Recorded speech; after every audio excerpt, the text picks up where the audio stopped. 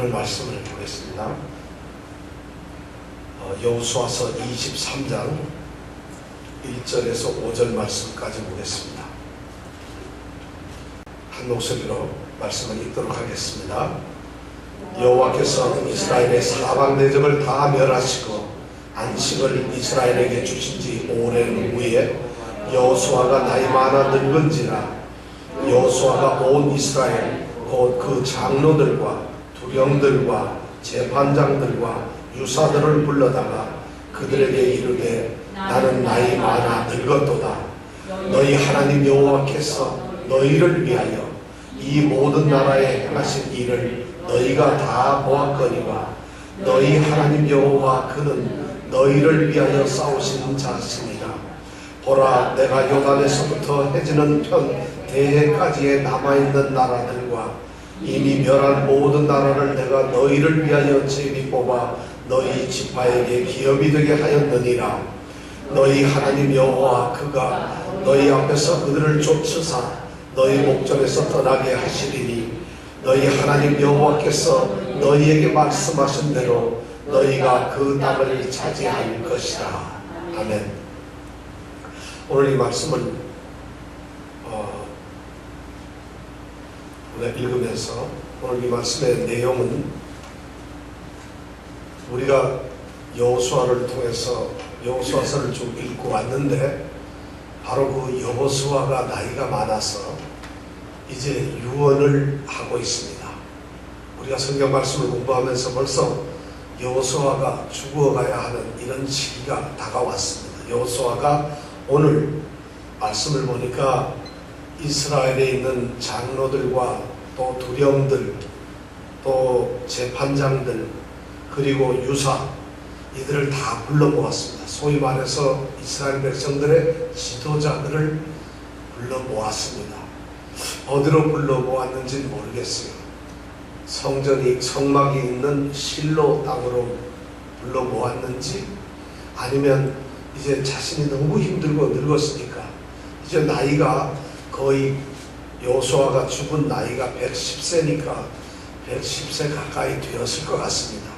그러니까 기도하기 힘들고 지치니까 자기가 살고 있는 집으로 불렀을지도 모릅니다. 여호수아가 살고 있는 성 이름은 뭘까요? 그럼? 네? 여호수아는 지금 어디 살고 있죠?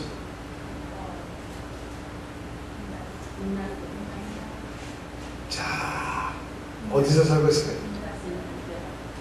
딤체. 예, 딥나세라라고 하는 곳에 지금 살고 있겠죠. 그럼 딥나세라나 실로나 둘 중에 하나일 텐데 지금 나이가 많아서 늙었고 이제 죽을 날이 가까워 왔다면은 아마 자신이 살고 있는 성인 딥나세라로 불렀을 수도 있겠죠. 그래서 백성의 지도자들이 모였습니다. 이제 그들에게 여호수아가 유언을 남깁니다. 성경에 보면 유언을 남기는 그런 일들이 많이 있습니다. 이 성경에 나타난 유명한 우리 신앙의 선조들은 유언을 남겼어요. 야곱은 창세기 49장에 유언을 남겼어요. 또 우리가 잘 알고 있는 모세는 신명기 32장 33장에 그의 유언을 또 남겼어요. 다윗 왕은 사무엘하 22장, 23장 이 두 장에 자기의 유언을 또 자녀들에게 남겼습니다. 사무엘은 또 이스라엘 백성을 향해서 사무엘상 12장에서 또 남겼어요. 오늘 여호수아는 유언을 바로 23장 또 24장에다가 유언을 남깁니다. 우리 예수님께서도 이제 최후의 만찬을 하시고 사랑하는 제자들과 헤어질 준비를 하시면서 이제 붙잡히기 직전까지 그 다락방 마지막 만찬에서 유언과 같은 말씀을 하십니다. 그 내용이 요한복음 13장부터 17장까지 말씀이 기록되어 있습니다. 그 요한복음 13장부터 17장 한번 여러분들 예수님이 마지막에 뭐라고 말씀을 하셨을까 한번 읽어보시면 여러분들에게 큰 믿음의 도움이 될 것입니다. 지금 여호수아라고 한 사람, 대단한 사람이에요. 여호수아는 그렇잖아요. 젊은 날서부터 이 사람이 여호수아가 태어날 때는 애굽이라고 하는 땅에서 노예 생활을 하는 그러한 신분으로 태어났어요. 그런데 어느 날 모세라고 하는 위대한 지도자를 만나게 되고, 그 모세라는 지도자가 이스라엘 백성을 데리고 출애굽을 해서 광야로 나갈 때 모세는 이 여호수아를 선택을 해서 자기의 가장 충직한 시종, 종으로, 부관으로 삼았다는 것이죠.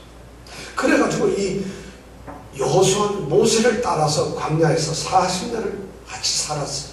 그러면서 여호수아는 싸움에서 승리하는 그런 장군이 되었고, 그리고 백성들 앞에서도 모세의 일을 대비해주고 예비해주는 그런 모세의 대리자로 살았어요. 그리고 모세가 죽고 난 다음에는 가나안 땅을 정복하는 정복 군대의 사령관으로서 그런 일을 살았어요. 이 여호수아는 아무런 자기의 어떤 삶을 산 것이 아니라 전적으로 백성을 위해서, 하나님의 일을 위해서, 나라를 위해서 살아가는 그런 사람이었다는 것이에요. 그러면서 그의 삶의 자취를 우리가 살펴보면은 조금도 자기의 욕심을 챙긴 것이 없는 사람이에요. 소위 권력과 명예와 힘을 가지고 자기의 이익을 추구했던 그런 탐과 놀이가 아니라는 것이에요. 그가 딥나세라라고 하는 성을 자기의 기업으로 백성들이 주어서 할 수 없이 받았을 때 그 성이 폐허된 성이라서 사람이 살지 못하는 성이라고 했어요. 그런데 그것을 이 여호수아가 다시 세웠어요. 중거를 했어요. 그리고는 거기에 지금 거하고 있어요. 이 정도 되면은 저기 봉화마을에다가 커다란 이 대통령 집을 지을 수도 있지 않겠어요. 아니면 뭐 어디다가도 만들 수 있을 텐데, 우리 이 여호수아가 보면 참 그런 사람이 아니에요. 정말 헌신된 사람. 그 사람이 오늘 죽어가면서 이제 죽음을 앞두고 있으면서 이스라엘의 지도자들을 자기 앞으로 불렀습니다. 그리고 그들에게 유언을 하는 것이 오늘 23장 전체 16절까지 하고 24장 전체, 그리고 여호수아서는 끝이 납니다. 오늘 유언을 남기는데 이 유언의 내용들이 여러 가지가 있습니다. 사람이 유언을 남긴다는 것은 자기 삶의 어떤 가치다, 자기 삶이 살아왔던 것을 회상하면서 살아있는 사람들, 자기 후손에게, 자기 자녀들에게 꼭 하고 싶은 얘기를 하게 돼 있어요. 돈을 줄기차게 쫓아와서 돈 좀 벌어놓고 땅속에다가 현금을 묻어둔 사람은 죽으면서도 제일 먼저 하는 게 잘 들어라, 돈이 어디 있느냐 하면 이 얘기를 하게 돼 있어요. 큰 재벌 회사를 운영하고 있는 사람은 아들을 만나면 건강해라 이런 얘기를 절대 안 해요. 공부 잘해라, 남들을 사랑해라 이런 얘기를 하는 게 아니라 기업이 이게가 있는데 기업을 운영하기 위해서 어떻게 해야 되고 뭘 해야 되고 이런 얘기를 하게 돼 있어요. 사람은 자기가 살아가면서 살아왔던, 그리고 삶을 평생 살았던 그것을 자녀들에게 이야기할 수밖에 없다는 것이에요. 죽으면서. 그럼 여러분들 우리가 유언을 할 때 무슨 얘기야? 제임스, 너는 밥 잘 먹고 잘 살아라 이렇게 얘기할 수가 없잖아요. 우리는 뭔가 얘기를 할 수 있는데, 바로 이 여호수아는 믿음의 유언을 하고 있다는 것이에요. 사실 유언을 어떻게 할 수 있는가, 여러분 이런 거 고민해 봤어요. 저분 통장 내가 도장하고 사인한 거를 어디다 놔뒀으니까 반드시 찾아 쓰고, 이런 거 말고 더 좋은 거, 정말 하나님의, 너는 정말 하나님의 사람으로서 하나님만 의지하고 살아가. 그럼 하나님이 너를 지켜주시고 너는 하나님의 사람이 된다. 그러면 너는 아무것도 없지만 하나님이 너의 힘이 되고, 너는 아무것도 할 수 없지만 하나님이 너의 능력이 되면 너는 뭐든지 할 수 있다. 한번 내가 그렇게 살았더니 이렇더라. 근데 쫄딱 망해가면서 또 얘기하면 아유 저렇게 살지 말아야지 하겠죠.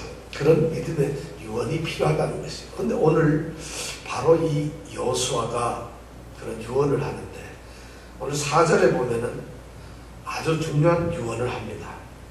자기가 이스라엘 백성을 위해서 한 내용이 무엇이며, 지금 이스라엘 백성들 우리 이스라엘 자손들이 지금 어떤 형편에 있는가를 이야기를 하고 있어요. 그것이 3절, 4절, 5절 그리고 이제 6절서부터 16절까지의 말씀이 전부 이어지는데 저는 오늘 이 말씀을 5절까지만 잘라서 지금 이 여호수아가 유언을 하면서 이스라엘 백성들이 너희들이 누구인가를 지금 말씀을 하고 있다는 것이에요. 그것이 너희들의 과거가 어땠고 너희들의 지금 현재는 어떻고 앞으로 너희들의 삶은 미래는 어떻게 될 것이라 하는 것을 오늘 유언을 하면서 처음 부분에 지금 말을 하고 있습니다.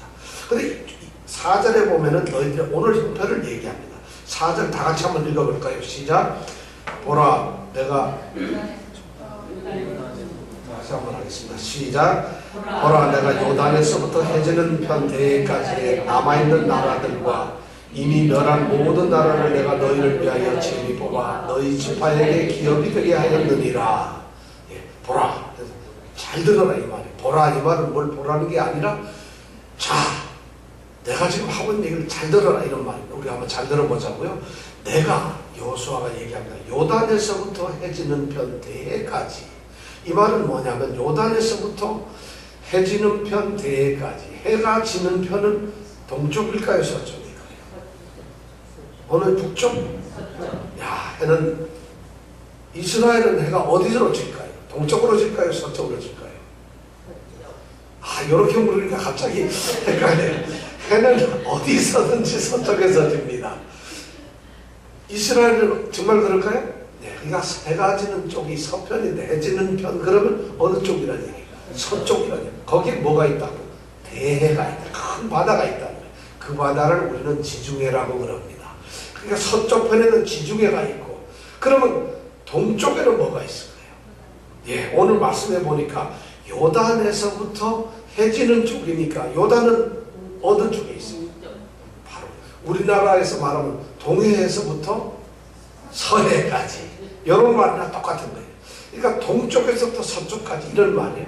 그 말은 무슨 말이냐면 온 이스라엘 땅, 가나안 땅을 전부 얘기할 때 동해에서부터 서해까지 이렇게 말을 하는 거예요. 그 말이 이스라엘 사람들은 동해에서부터 서해까지 이렇게 말을 하지 않고 요단에서부터 해지는 편 대해까지 이렇게 말을 한다는 거예요.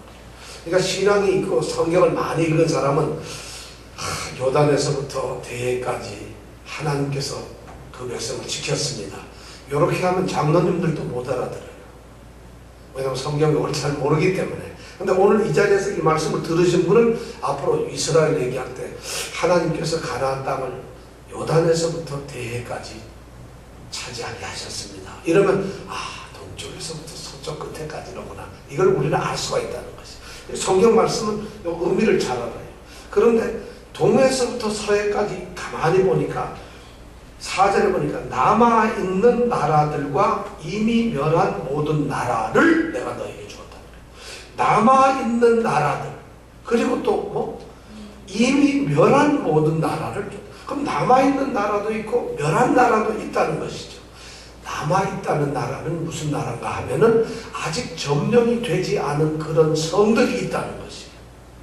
그리고 멸한 나라는 이미 점령을 다해서 이스라엘 백성들이 살고 있는 성이라는 것이에요. 그럼 이스라엘 백성들이 현재 살고 있는 성과 아직 살지 않고 점령을 안 한 땅이 있다는 것인데 그 두 가지를 내가 너희를 위하여 제비를 뽑아 너희 지파에게 너희의 땅이 되도록 너희의 기업이 되도록 내가 주었다. 이런 말씀을 지금 하고 있어요. 이것이 지금 이스라엘 자손들이 지금 속해 있는 현실이라는 것이죠. 여호수아가 한 일이 바로 그거라는 것이죠. 이 말씀을 딱 들으면 이스라엘 백성들은 1절에 보니까 여호와께서 이스라엘의 사방 대적을 다 멸하시고 안식을 주셨다 했는데 사방은 어디를 말하는 거예요? 사방 군대가 어디죠? 동서남북. 그걸 사방이라고 그랬죠. 그럼 팔방은 어딜까요? 그렇죠. 동서남북의 동북. 네? 그렇습니다. 그래가지고 팔방이라 그러죠. 어떤 사람은 그렇게 하니까 그게 아니고 위에 아래 끝까지 합친 뭐 이래가지고 팔방이라는데 그게 아니라 팔방입니다. 사방의 모든 대적을 멸하고 안식을 주셨다. 이 말은 이제 편안하다. 적군이 없다는 것이죠. 그런데도 아직 얘기하는 걸로 봐서는 모두가 점령이 안 되고 남아있는 땅이 있다는 것이에요. 이 말씀을 뭐냐면 아직도 우리가 평강을 누리고 있지만은 또 평강을 아직도 못 누리고 있는 그런 것도 있다는 것이에요. 신학적으로 말하면 이런 것이죠. 우리가 구원을 받았지만은 또 구원을 이루어냈지만은 그래도 또 아직 구원을 우리는 살아가면서 이루어놔야 되는 거예요. 우리는 이미 예수를 믿으면서 구원을 받을 겁니까? 아니면 받았습니까? 예수를 믿으면 구원을 받았죠. 받았음에도 불구하고 우리는 이 세상에서 구원받아서 끝이잖아요. 그러나 이 땅에 살면서 우리는 구원을 또 이루어가는 것이에요. 그리고 죽고 난 다음에는 하나님 앞에 가는 순간 그때는 우리가 구원을 완성하는 것이라는 것이에요. 바로 그것을 얘기해주고 있다는 것이에요. 그러니까 우리는 구원을 얻은 백성이기도 하지만 또한 구원을 이루어가는 것, 이것이 바로 그리스도인들이라는 우리의 믿음의 모습이라는 것이에요. 이 말씀을 또 다르게 말하면은 우리는 이 땅 세상에서 죄가 있고 험악한 이런 땅에서 살고 있다는 것이에요. 평강을 누리고 그리스도의 자녀로 살지만 우리가 살고 있는 땅은 아직도 점령되지 않은 것처럼 아직도 세상에는 죄가 많은 그런 곳에 우리가 살고 있다는 것이에요. 우리는 구원을 받아서 거룩한 자들이 되었지만 아직도 우리 속에는 죄악된 본성이 있다 이런 말이에요. 우리는 이 세상을 살아갑니다. 세상을 떠나서 살 사람 있으면 손들어 보세요. 저는 세상에서 절대 안 삽니다. 이런 사람은 없어요. 살아있는 사람은. 반드시 세상에 살겠는데 세상에는 우리가 생각해봐도 우리 같은 사람이 생각하면 너무 악하고 너무 죄가 많아요. 너무 속임수 많고 거짓도 많고 잘난 척도 많고 세상 생각하면 하나도 뭐 기쁜 게 없어요.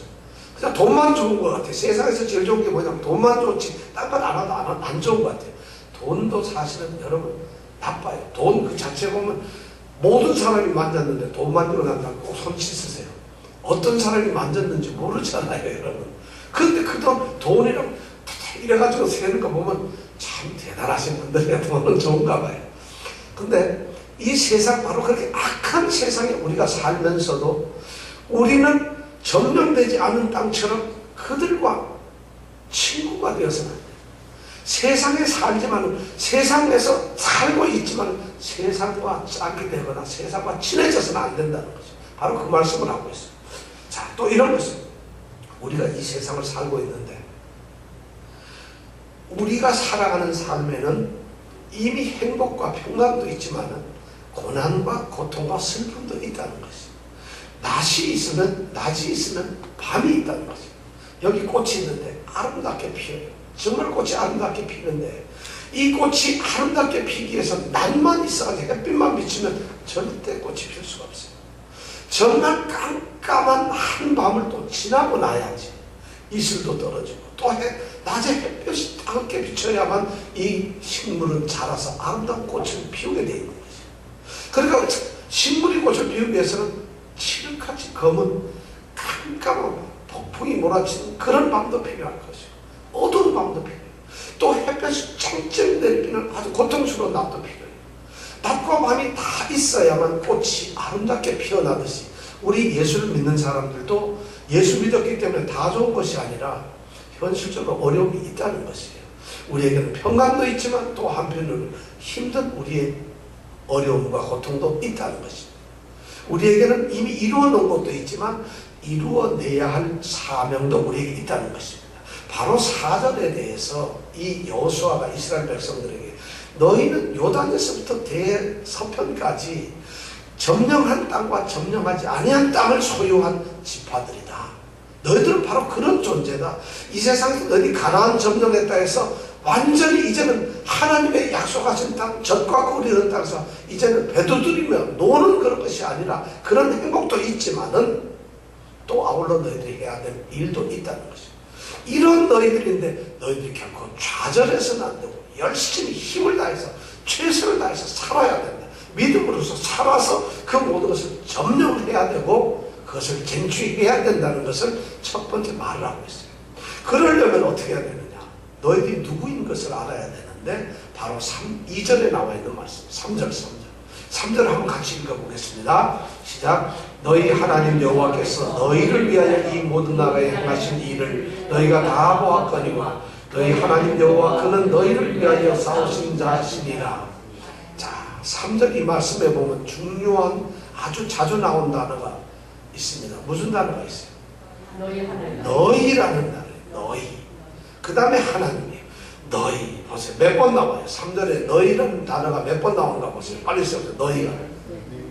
또 세번 5번 그럴까봐 걱정이에요. 그렇게 되는군요. 3번서부터 4번, 5번. 또 잘 세보면은 5번이에요. 5번이에요. 너희가 너무 중요하다는 거예요. 너희는 누구죠? 이스라엘 자손이에요. 근데 너희란 말이 나오고 또 그 다음에 중요한 말, 가장 중요한 말, 하나님이에요. 하나님이 너희에게 행하셨다는 거예요. 너희에게 뭐를 보여주고 너희에게 뭘 했다는 것이에요. 이건 뭐냐면 이미 과거 지났던 얘기예요. 하나님께서 너희에게 행했던 것을 너희가 보았다는 게 중요한 거죠. 이 말은 뭐냐면 우리가 믿음 생활을 하는 사람들은 과거를 기억할 수 있어야 된다는 것입니다. 하나님께서 하신 일이에요. 여호수아에게는 지금 죽으면서 회상을 하면서 그가 하고 싶었던 것은 평생 살아오면서 자기 삶 속에 일어났던 하나님이 하셨던 그 과거가 눈앞에 쫙 필름처럼 나타나는 거죠. 그러면서 그것을 자기만 느끼는 것이 아니라 사랑하는 그 백성들의 지도자들에게 너희가 보았지 않느냐, 너희들이 보았다는 이런 얘기를 하고 있어요. 그 하나님의 은혜를 생각하는 것, 이것이 믿음의 너무나 소중한 출발이에요. 우리는 믿음 생활하면서 우리 신앙이 너무 힘들고 지치고 어려워요. 그럴 때 우리가 생각해야 될 것이, 가장 중요한 것이 뭐냐면 하나님께 받은 은혜를 생각하는 것이, 하나님이 우리를 지켜주신 걸 생각하는 것이, 하나님이 우리에게 쏟아부어 놓으신 놀라운 축복과 사랑을 생각하는 것이, 이것이 신앙의 가장 중요한 우리의 힘이 됩니다. 버팀목이 되는 것이에요. 이것을 못 느끼면, 제가 솔직하게 말씀드리면 그 사람은 신앙인이 아닙니다.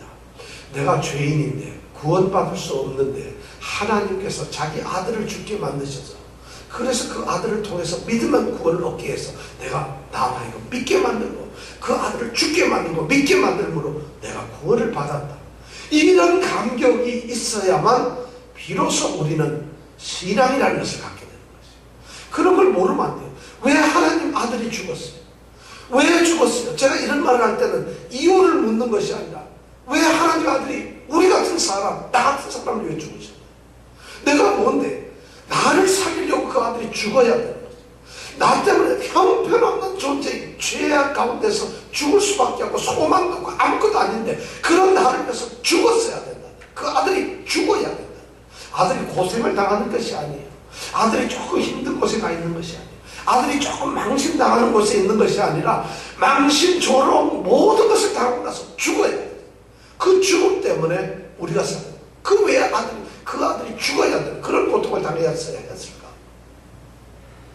나를 살리기 위해서였구나. 내가 뭔데? 이런 과거 하나님이 우리에게 쏟아부으신 사랑이 기억될 때 비로소 우리는 믿음이라는 것을 갖게 돼요. 내 자신을 알게 됩니다. 그런 것이 깨달아지면 교만할 수가 없어요. 그런 것이 깨달아지면 우리가 어디 가서 정말 함부로 죄를 지을 수가 없어요. 어떻게 그런 사람이 나쁜 짓을 할 수 있겠어요?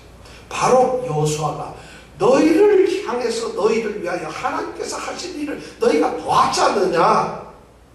그럼 너희가 지금 처한 현실에서 뭐가 두려워? 뭐가 힘들어? 뭐가 안타까워? 뭐가 너희들에게 도대체 그렇게 너희를 아프게 만드느냐? 그걸 보았잖아. 이 얘기를 좀 하시다는 거죠. 하나님께서 하신 일 참 놀라운 것이에요. 그 하나님이 하신 일은 하나도 그냥 된 것이 없이 하나님이 다 계획을 세우시고 이미 뜻을 다 세워서 그대로 착착착착 진행을 하셨어요. 하나님이 계획하시고 실천한 것 하나도 어겨진 것이 없다는 것이, 이렇게 은혜를 기억하는 것은 우리 신앙의 기본입니다. 우리 인생을 살아가는 데 있어서 과거를 기억하는 것은 너무 소중하죠. 즐거웠던, 고생했던, 또는 힘들었던 이런 과거에 대해서 여러분들 다 있잖아요. 여러분 젊어서 어려서 고생들 다 했죠. 고생 안 하신 분들 어디 있어요? 저도 고생한 얘기 하나 할까요? 요새 최근에 한국에 보면은 저기 GOP에서 탈영병 한 사람이, 그 사람 임병장이죠, 그죠? 임병장이 탈영을 해서 수류탄과 총으로 몇 명, 7명인가요? 5명, 7명 죽이고, 그래가지고 자기도 자살 기도했다가 지금 병원에 있죠. 그 임병장이, 그 사람이 뭐, 우리가 그 신문을 자세히 보니까 관심 사병이라고 그래서 뭐 ABC로 분류하는데, 이런 사람은 자살 충동도 있고 도저히 부대에서 같이 어울릴 수 없는 그런 소질을 가진 사람이다. 그래서 그 사람 사실 어떻게 보면 불쌍한 사람이에요. 가지 않았어야 될 곳에 갔고 고통스러워서 죽었지만, 그래도 그런 방법이 좀 그렇잖아요. 하여튼 한국이 굉장히 시끄럽습니다. 근데 제가 그 사건을 이렇게 보면서 그 사건에 중요한 것이 아니라 그 사건이 일어난 주소가 이렇게 나오는데, 그 주소가 제가 보기엔 너무 눈에 확 띄었어요. 거기가 어디냐면 강원도 고성군 현내면 대진리. 여기가 제가 중학교 1학년 때서부터 고등학교 2학년까지 살았던 그곳이 강원도 고성군 현내면 대진리.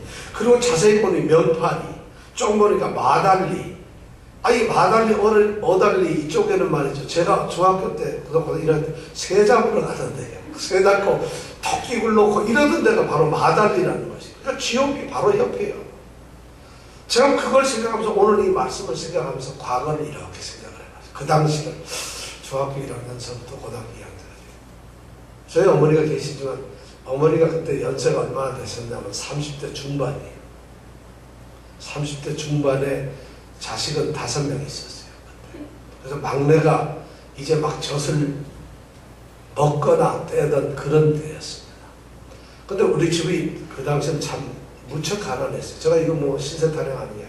근데 우리 어머니가 그 당시에 굉장히 고생을 많이 하신 것 같아요. 아버님이 시골교회에 목회를 하셨는데, 제가 지금 생각해보니까 그 당시에 아버님이 받으신 생활비가 요즘 돈으로 하면 한 달에 2만 원 정도 되는 것 같아요.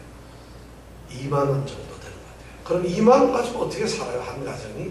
근데 그 당시에 그랬어요. 왜냐하면 우리가 지금 저쪽 남미 쪽에 페루나 볼리비아나 이런 데 한 어린이가 한 달 살아가는 게 15불이면 생활한다잖아요. 그렇다면 15불이면 얼마예요? 네? 15,000원이잖아요. 근데 우리나라가 그 당시에 65년도 이때는 5.16 군사혁명이 일어나고 얼마 안 돼서 우리나라 인당 국민소득이 100달러가 안 되는 시절이에요. 세계에서 가장 가난한 나라가 그때예요. 그러니까 아버님이 교회 시골교회 목회를 하시고, 그러니까 애들은 5명인데 아직 젖먹이 돼 있고, 그럼 우리 어머니는 한 30대 중반인데 조금 세대급, 애가 5이니까 세대는 아니고 그래도 자존심 세고 그러던 때인데 생활이 안 되죠. 생활을 가지고. 그러니까 지금 제가 이 성경을 읽어보면서 보았나니 이 기억을 하면서 이렇게 생각해보니까 우리 어머니가 고생을 많이 하신 것 같아요. 우리 아버님은 이 돈을 벌거나 돈 만드는 재주는 하나도 없으셨으니까요. 그래서 우리 어머니가 뭘 하셨는가?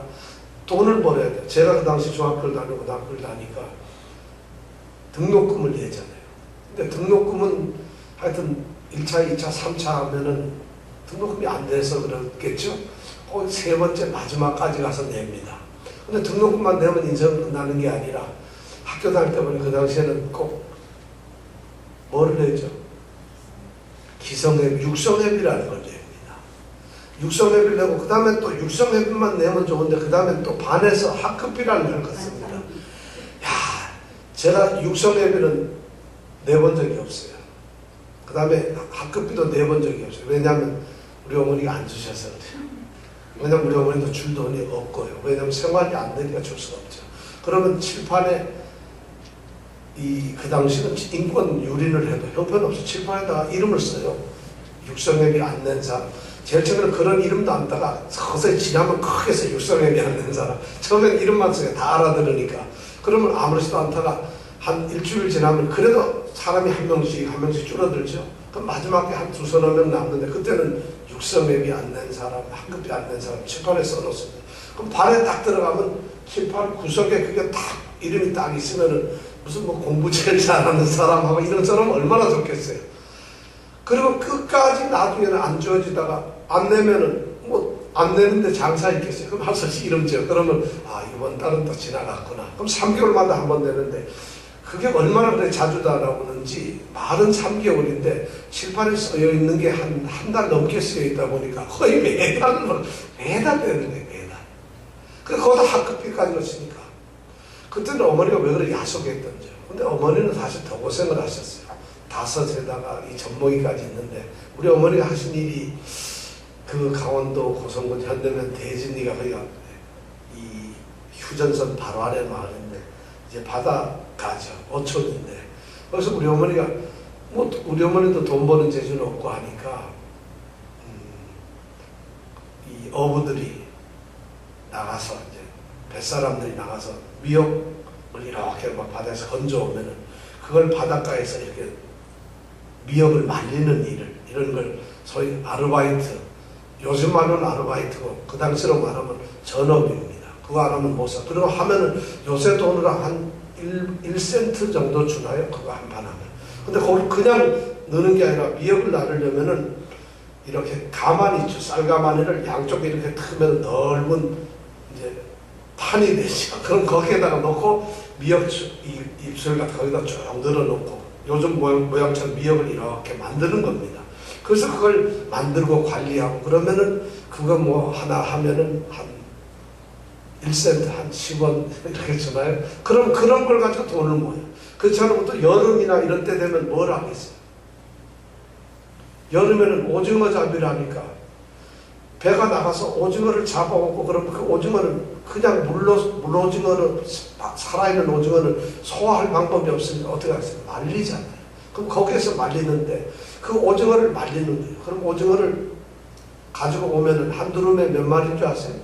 한 두름에 20마리. 우리가 한 축이 20마리잖아요. 한 두름에 20마리인데 그 한 두름을 다 말리면 제가 알기로는 지금으로는 한 20센트 정도 준 것 같아요. 그럼 그걸 어떻게 말리느냐? 당을 갖다 다 배를 짭니다.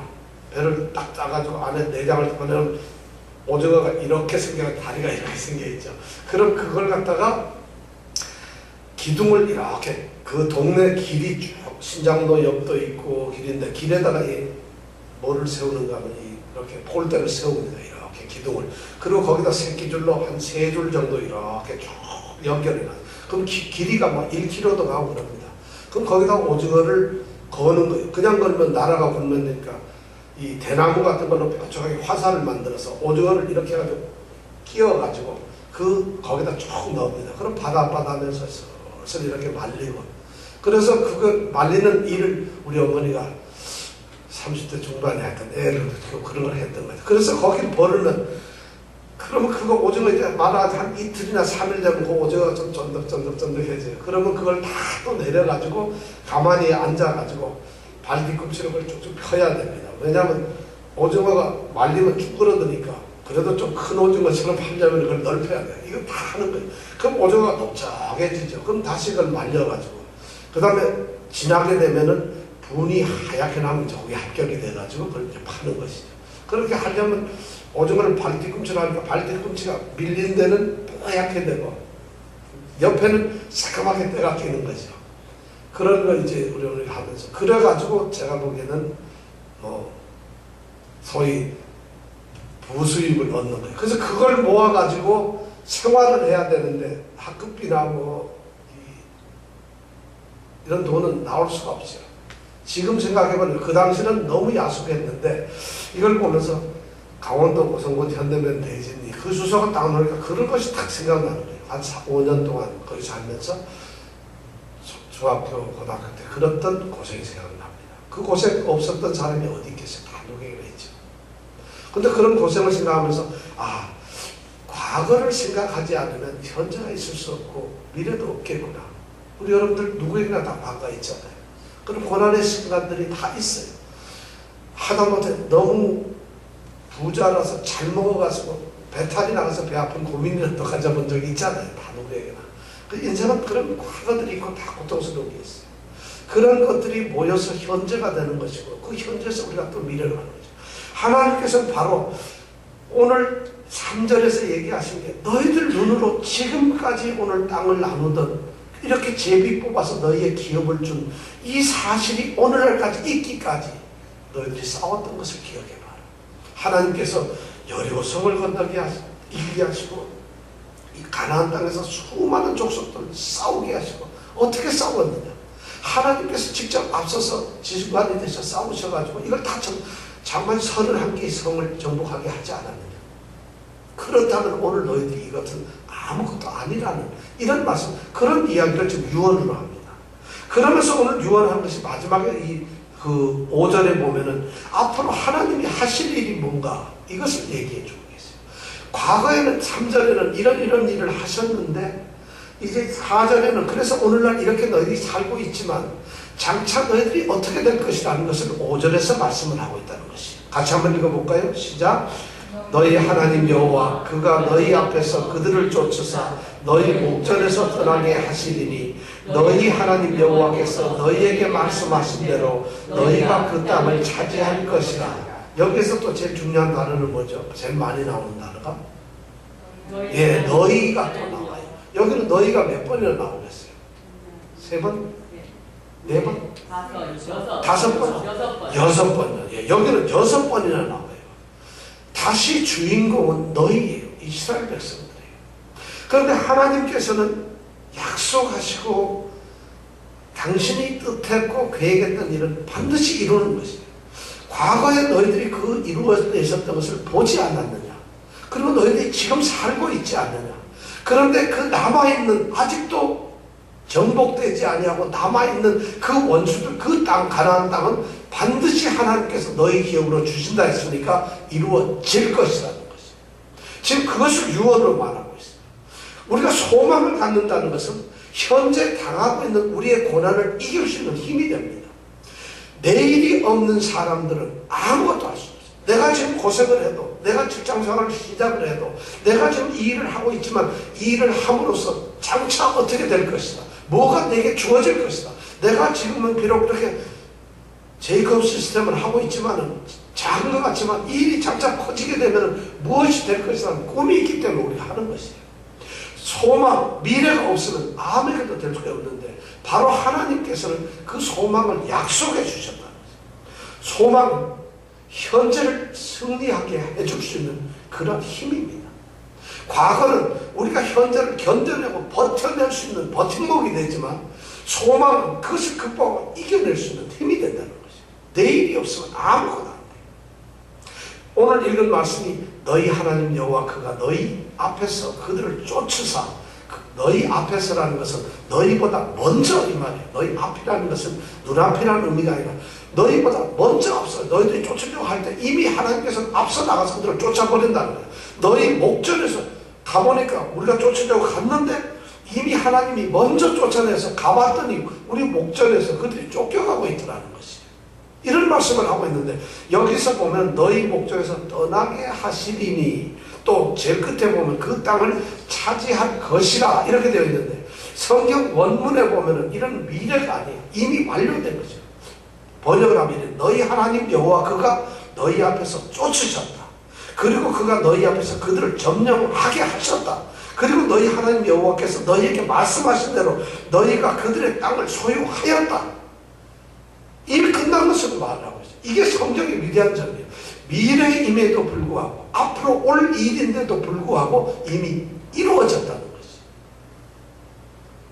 그 말은 뭐냐면 하나님이 계획하신 것은 미래 일이지만 하나님께서는 이미 다 이루어 놓으신 일이라는 거예요. 우리가 볼 때 미래라고 하는 시간은 우리의 시간이 아니라 하나님의 시간이에요. 그러니까 우리는 아직까지 거기 가보질 않았어요. 10년 뒤에는 가보질 않았지만 하나님은 세상에 처음부터 끝까지 아시는 분이니까 이미 10년 뒤에 가 계시고 100년 뒤에도 가 계시는 거예요. 그러니까 그때 이미 이루어 놓으신 걸 우리는 모르고 있는 거예요. 바로 믿음으로써 우리가 이것을 본다는 것이에요. 그러니까 우리가 당한 현실에 대해서 고통당하거나 두려워할 필요가 없어요.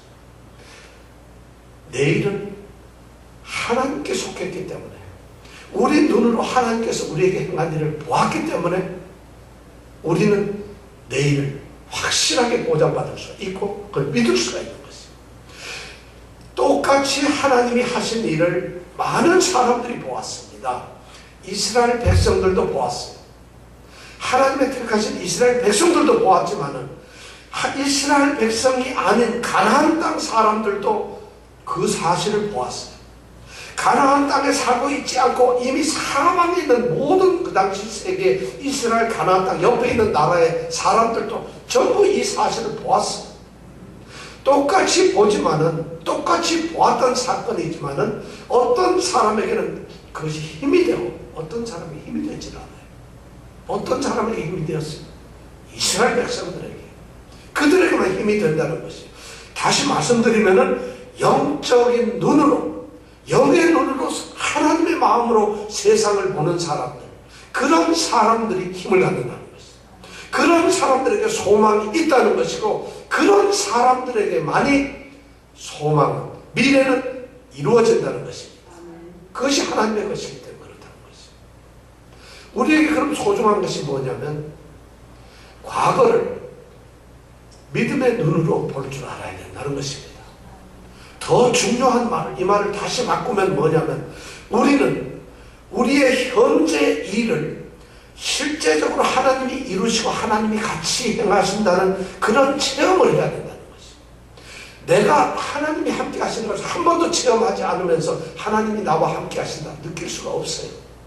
내가 오늘 아침에 일어나고 내가 일을 하러 갔어요. 가서 무슨 일을 하고 어떤 사람을 만나고 무슨 일을 만나서 이런 일을 끝냈는데 결과를 보니까 이건 하나님이 하셨구나. 아니야, 내가 잘했네. 내가 재수가 좋았어. 그럼 내가 뭘 했어? 이렇게 생각하면 이방 나라 사람들이나 그 당시 사방에 있는 가나안 땅 사람이나 똑같은 거예요. 그런데 이스라엘 백성들은 절대 그렇게 생각해요. 믿음의 눈으로 봤을 때 하나님이 지금 이걸 하셨구나. 이런 체험을 많이 하는 사람들이 바로 믿음의 사람이라는 거죠. 그런 현재를 만들어가는 것이에요. 여러분들 살면서 믿음이라는 건 뭐냐면 우리 가운데 일어나는 모든 일을 바로 하나님께서 하고 있다. 하나님이 나와 함께 나를 위해서, 너희를 위해서, 너희 앞서서 한다는 이 말씀처럼 나를 위해서 하고 있구나 하는 것을 영적으로 깨닫는 것이에요. 그런 것이 많이 쌓여지고 그런 것이 나의 삶의 전부가 되었을 때 이것이 10년 지나고 나면 과거예요. 그때 하나님께서 내게 이렇게 해주셨구나. 그때 하나님께서 이렇게 나를 지켜주셨구나 하면 10년 뒤에는 내가 무슨 일을 당하더라도 그 일을 이겨낼 수가 있어요.